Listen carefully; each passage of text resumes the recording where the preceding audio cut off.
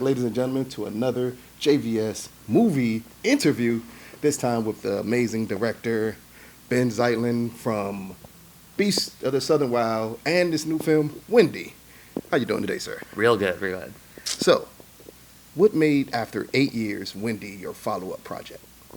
It's something that I started thinking about actually during when I was doing exactly this on Beast of the Southern Wild with Quvenzhané Wallace. It was a really interesting experience because I'd spent so much time with her, met her when she was 5, and then sort of seeing kind of the moment when you're going from being 6 when we shot the film, when you're just totally not self-conscious, totally free, totally Yes. wild, and that starts to change kind of as you move into like realizing that you're thinking about what other people think about you, and just there's like an outside world, and like there's something that changes in you. And I was going through a similar experience, just from working in like just with my family, my friends, never thinking anybody was going to watch my movies, and that kind of experience of like, okay, like the world's coming into this process, we're going to be watched. How are we going to stay?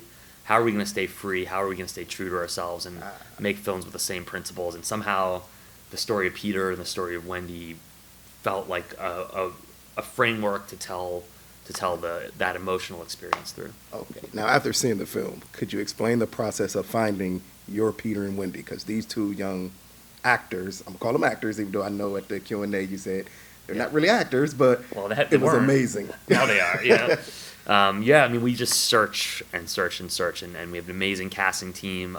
Jesse Ray Buell, casting director, Michael Gottwald, and Nathan Harrison, who are both producers, helped run that. And we're looking for kids, and we're going to schools. Often these schools, it's not like they have a theater program or something like that. We're down the bayou in South Louisiana, where there's not a ton of access to sort of being creative as a kid. And so we're trying to find, real kids. Not kids that have been taught to behave and listen and hit a mark and where the light is. They don't know any of that. They're there to be themselves, and we wanted them to bring themselves to the part. And so, there's a lot of looking there. And then Joshua Mack comes from Antigua, which is one of the 3 islands we shot the film in: Montserrat, Antigua, and Barbuda. And he comes from there, and we found him. We got connected with the Naibingi Rastafari community in Antigua, and we went to their community and auditioned all the kids, and that was one of the extraordinary moments of the film, because he was so his energy was so on for what Peter Pan is. This kid that just loves to play and does not listen to anybody telling him anything otherwise. And so we saw his spirit, and immediately we're like, wow, this feels like it. And then when we tried an acting game with him, we didn't think he could do it because he was 5 years old. We weren't even looking for kids that young.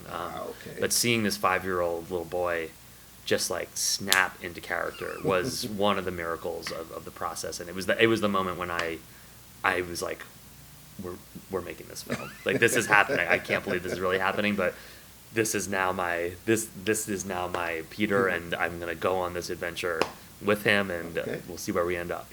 Now, speaking of working with children, from your 2 films, it seems like you have a special gift at working with kids. How was it like, the whole group of kids at one time, trying to get scenes done, trying to get them to, okay, we need to do this right now, and we could play a little bit later? How was that? Well, I've learned some rough lessons. I mean, it's exponentially. One thing we realize is it's exponentially more difficult. Each kid you put in, that's a whole nother infinite variable world of problems, like things that could go wrong, emotions that could go in any direction at any moment. So, it was truly challenging. We also had an incredible team of an acting coach, Mary Jacobs, a group of people that would help us wrangle the kids. But, I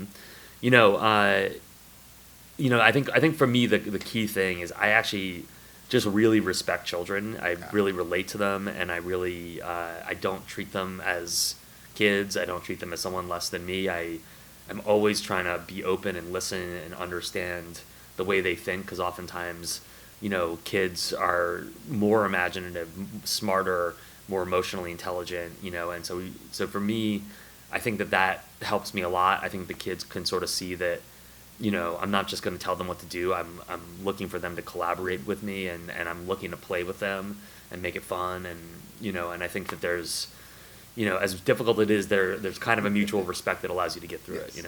Now, seeing the film, your Captain Hook reveal. It caught me off guard, and I'm mad afterwards, and like not noticing from the beginning what you were setting up. But it was an amazing reveal.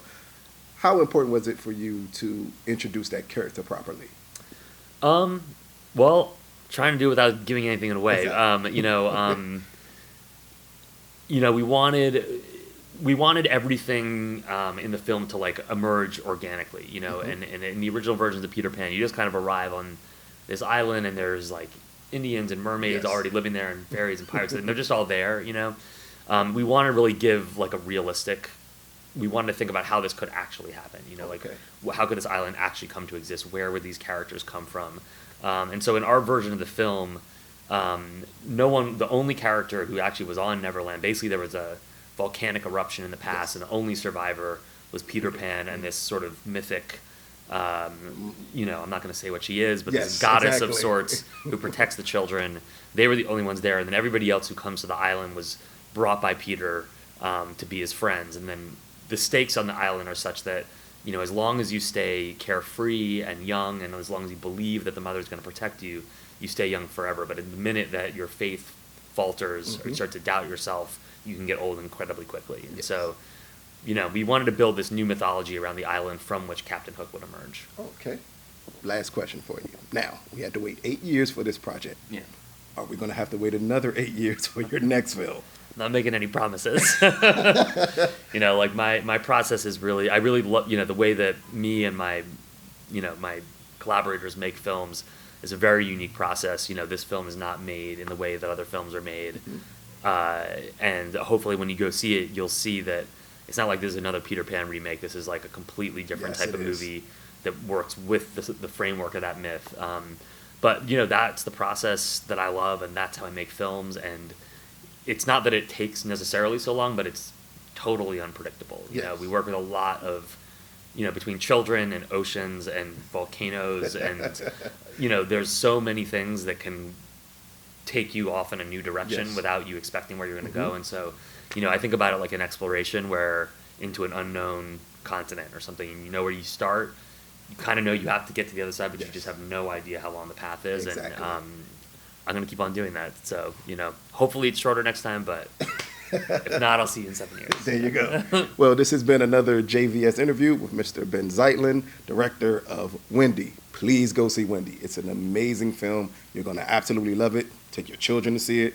Take your grandparents to see it. Take everyone to see it. Thank you, sir. All right, thank you.